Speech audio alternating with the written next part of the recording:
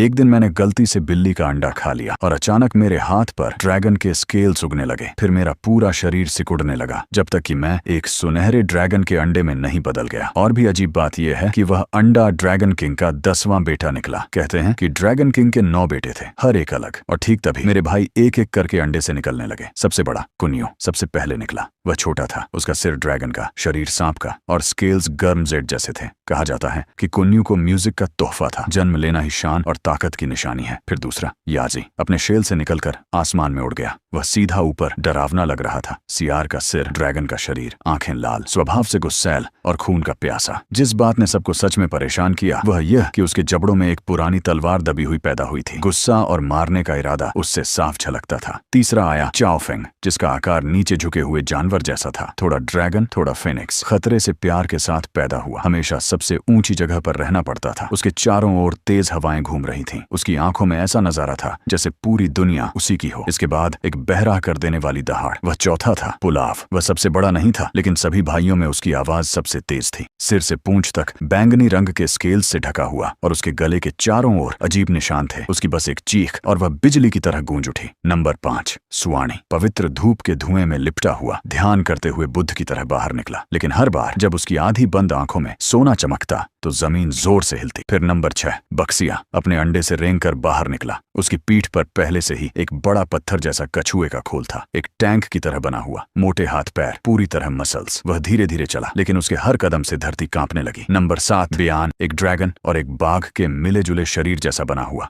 काली और सफेद धारीदार खाल जिससे अधिकार और न्याय झलकता था। नंबर 8 फूक्सी, सबसे ज्यादा एक असली ड्रैगन जैसा दिखता था। वह पहले से ही एक पत्थर के खंभे के चारों ओर कुंडलित होकर पैदा हुआ था, जिस पर पुराने रून्स खुदे हुए थे। उसके शरीर पर रून्स ऐसे लग रहे थे जैसे वह स्वर्ग और धरती के नियम पढ़ रहा हो। उसमें एक जानकार वाली वाइब थी जो आपको ड्रैगन में शायद ही कभी दिखे। नंबर 9 किवेन, लहरों के बीच से निकला। ड्रैगन का सिर, मछली का शरीर, भूखा पैदा हुआ। जैसे ही वह अंडे से निकला उसने एक बहुत बड़ा गहरी खाई जैसा मुंह खोला, जैसे वह दुनिया को निगलना चाहता हो। ड्रैगन किंग ने सभी 9 बेटों को अंडे से निकलते देखा।